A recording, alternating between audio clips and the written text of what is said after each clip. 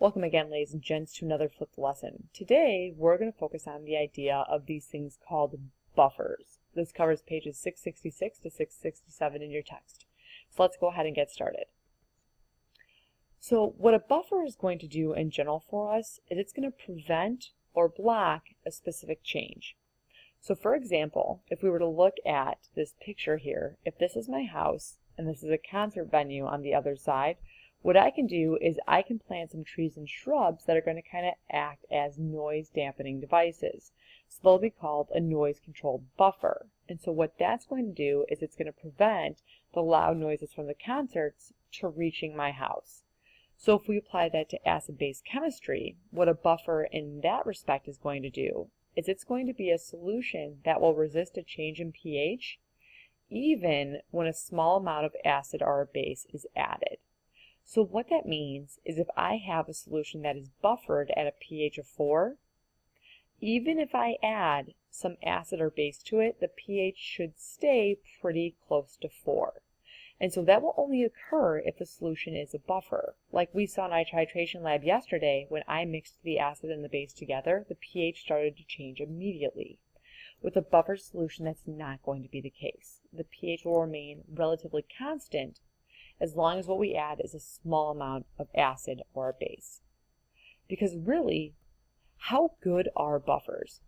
If we go back to the example of the trees acting as my noise barrier, if this concert that's happening is, let's say, like a symphony or an orchestra, the trees are going to do a really good job of blocking that noise from my house. So I may not even hear any of the music that's being played because it's not very loud.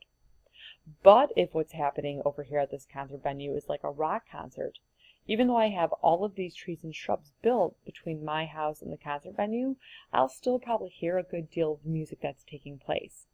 So not every buffer is going to stop what's happening effectively.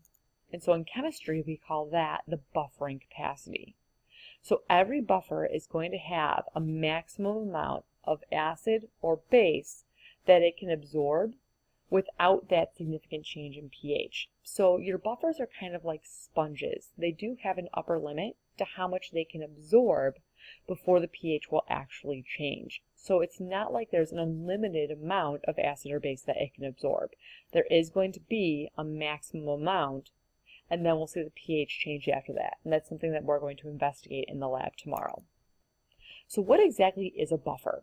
In chemistry, a buffer is going to be made of a weak acid and its conjugate base, or it's going to be made of a weak base and its conjugate acid. But the most important part of this definition is that we have weak things that are making up our buffer. We need them to be weak acids or weak bases because those are going to be the parts that will stay together when we have the reactions happening. We'll go into a lot more detail about this tomorrow in class. So one thing we need to be able to identify is we need to be able to identify if I have this buffer system, if my weak acid is H2CO3, what would the conjugate base be? So if we think about the relationship between conjugate acid and conjugate bases that we learned way back in the beginning of the chapter, those things are going to be linked by the loss or gain of one H+. So if I look at, for example, this H2CO3, this would be the weak acid in my buffer. The conjugate base would be just HCO3, because in order for my acid to turn into a conjugate base, it must lose one H. However, I can't go to a scientific supply store and ask for a container of HCO3, because since it loses an H+, this becomes an anion. It takes on a negative charge. So in order for me to purchase this from the store to make my buffer, I have to buy it in the form of an ionic solid, in the form of salt. So typically what we can do is we can buy things that are like sodium or potassium salts of the conjugate base. So in this case, the salt that I would purchase would be sodium bicarbonate, which is just baking soda. Because when I dissolve this salt into my water, the Na will separate from the HCO3, so inside of my buffer, I will have my weak acid, and then the HCO3 minus ion floating around freely. So I'll also have the conjugate base because these things are made in aqueous solutions. If I was making one that was a weak base and its conjugate acid, I would do the reverse. In order for me to go from the weak base to the conjugate acid, I would need to add an H. So for example, ammonia is a weak base, so if I wanted to make a buffer system with it, I would need to add its conjugate acid, which would be ammonium, which is NH4. Now again, I can't buy this ion just from the store, so I would have to buy it in the form of the salt. So typically when we get these conjugate acids, they're going to either be like a chloride or some other halogen that's going to be stuck to the back of it, making that ionic solid that we can then dissolve.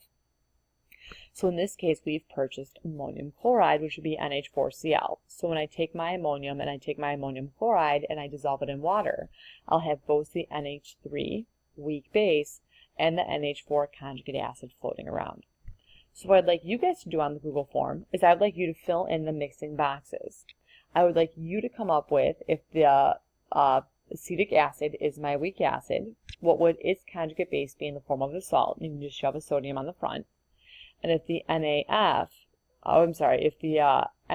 is my weak base, what would be the conjugate acid for that substance? So go ahead and fill that in your Google form with any questions you may have, and we'll continue on our journey into buffers more in depth tomorrow.